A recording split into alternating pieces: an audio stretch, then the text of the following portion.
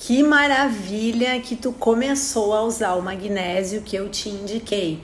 Então, como ele vai funcionar, tá? O magnésio, ele é importante para regular as contrações musculares. E isso vai fazer com que amenize os efeitos que o bruxismo acaba te causando, as dores musculares que ele acaba causando. Além disso, ele é muito importante para a questão intestinal, para os movimentos peristálticos do nosso intestino. E ele também ajuda no nosso músculo cardíaco. Enfim, o magnésio ele tem muitas funções legais. E sem falar que ele é muito importante no metabolismo ósseo, porque ele ajuda nas concentrações da vitamina D e do paratormônio. Enfim, o magnésio é vida. Ah, e outra coisa bem importante também, ele ajuda na nossa energia.